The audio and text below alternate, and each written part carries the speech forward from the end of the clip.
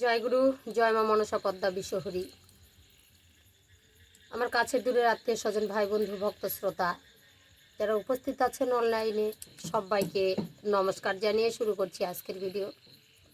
আজকের ভিডিও হলো জবা ফুলের গুপ্ত রহস্য। যারা জানেন না, শুধু আমরা ফুলকে পুজোর কাজেই লাগাই। আমরা ভাবি মা মনসা, কালী, দুর্গা সকলের চরণে জবা ফুল দিলেই শুধু হবে, অন্য কাজে এটা লাগে না। কিন্তু জবা ফুলের মারাত্মক মারাত্মক ক্রিয়া রয়েছে যেগুলো আমরা জানি না। তো দীর্ঘ দিনের আপনার যে কাজ বন্ধ হয়ে থাকে বা টাকা পয়সা আর্থিক সংকট আপনাদের নেমে আসে, সেগুলো দরজাগুলো কিন্তু খুলে যায়। তো আরও অনেক রকমের এই জবা ফুলের ক্রিয়া আছে যেগুলো এখনই আপনাদের কাছে বলবো। তাই আপনাদেরকে অনুরোধ করব ভিডিওটি একদম স্কিপ না করে পুরো ভিডিও দেখুন। যদি ভিডিও দেখে ভালো লাগে অবশ্যই চ্যানেলে লাইক, শেয়ার, কমেন্ট করে চ্যানেলটি সাবস্ক্রাইব করে পাশে থাকবেন।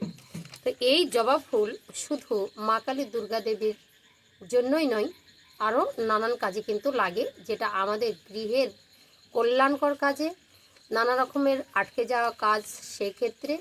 তো কিভাবে কেমন করে আমরা ব্যবহার করব, আমাদের আর্থিক সংকট কেমন করে দূর হবে, টাকা আপনার পিছনে ছুটবে। তো এটা বড় কথা নয়, আমি কোনো কথা চ্যালেঞ্জ দিয়ে বলি না, কারণ উপরে আমার মা, আমি নিচে। তো তার দয়া নিয়ে চলি, মায়ের দয়ায় আমি আপনাদের সামনে আসি, ছোট্ট ছোট্ট টিপস আপনাদের কাছে দিয়ে যাই যাতে আপনাদের মঙ্গল হয়। তো আপনাদেরকে অনুরোধ করব এইভাবে সহযোগিতার হাত বাড়িয়ে দিন, ভিডিও দেখুন, সঙ্গে থাকবেন।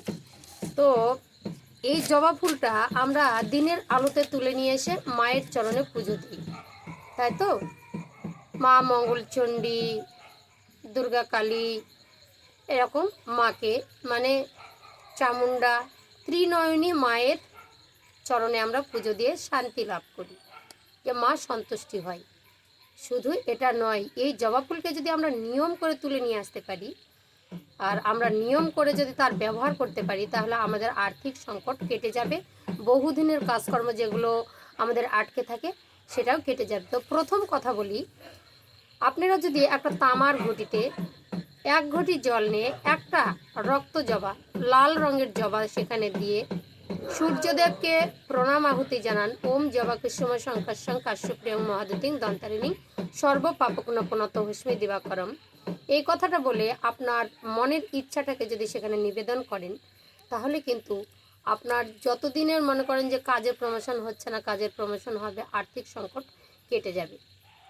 ঠিক আছে, আর্থিক সংকট কেটে যাবে, বাড়ির যে নেগেটিভ এনার্জিগুলো দূর হবে। আপনারা জানেন সূর্য হচ্ছে মহাবিশ্বের পরম শক্তি, সেই সৌরশক্তি ছাড়া আমরা কেউই বাঁচতে পারি না।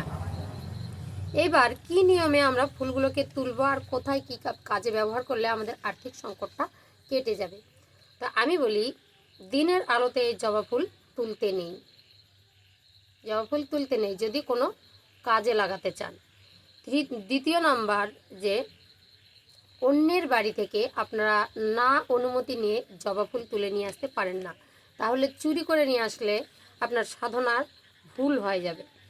3 নাম্বার, বাইরে থেকে আপনাদেরকে ফুল তুলতে হবে। দেখবেন আশেপাশে কোনো রাস্তার ধারে বা কোনো গাছের তলায় বা কোনো মন্দিরের সামনে কোথাও না কোথাও কিন্তু জবা ফুলের গাছ দেখা যায়।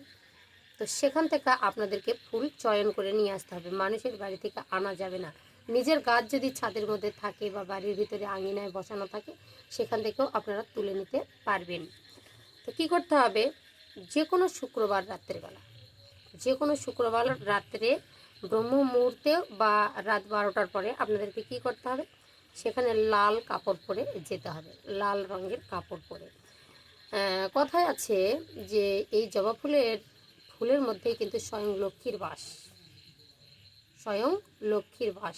আমরা শুধু ভাবি ত্রিনয়নী দেবীগুলোরই প্রিয়, তা নয়, কিন্তু মাতা লক্ষ্মীকেও জবা ফুল অর্পণ করা যায়, এটা পুরাণে কথিত রয়েছে।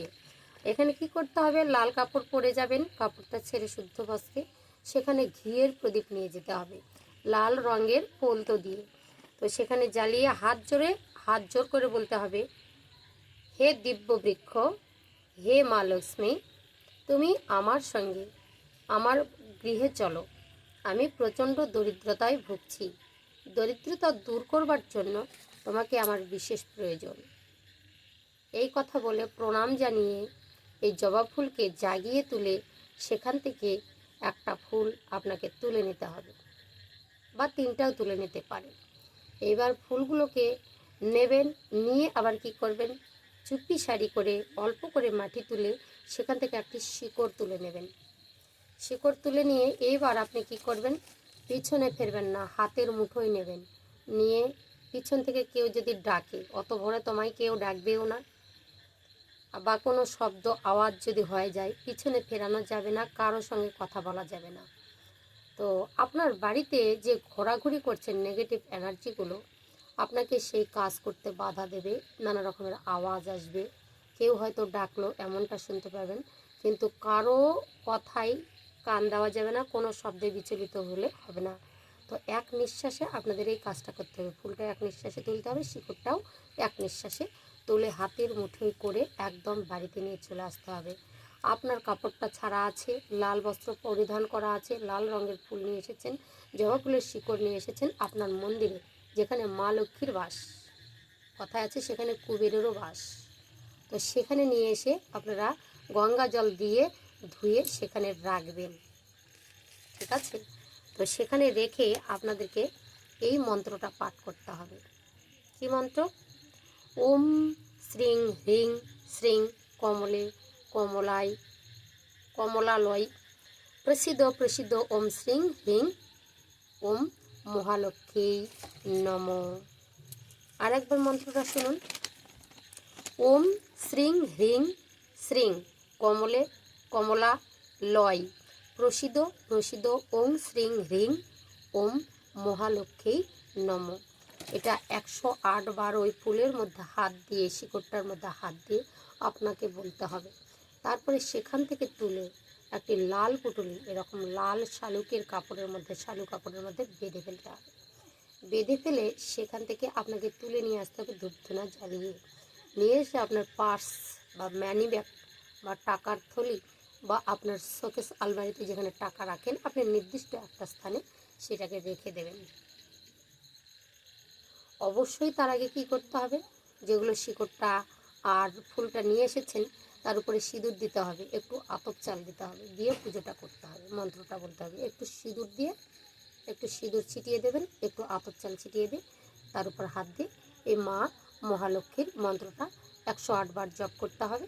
আর জপ করে আপনার মানি ব্যাগ পার্সে আপনার রেখে দিলে আপনার নানা রকমের আর্থিক সংকটগুলো কেটে যাবে, বাড়ির নেগেটিভ এনার্জিগুলো দূরে যাবে। নেগেটিভ এনার্জি থাকলে কোনো দিনও আর্থিক উন্নতি ঘটে না, এটা না তো সেটাও, সেটা না তো ওটা হতেই থাকবে, টাকা বেরিয়ে যাবে, সেই জায়গাটাকে আটকাবে। যাই হোক, এই ভিডিওটা এই পর্যন্তই। জবা ফুলের আরও বিশেষ বিশেষ গুণাবলী আছে, এটা দিয়ে অনেক কাজ লাগে। তো তন্ত্রমন্ত্র সাধন বা আসন করার ক্ষেত্রে এই জবা ফুল গুরুত্বপূর্ণ। লাল জবাটা, সীসা জবাটা, রক্ত জবাটা।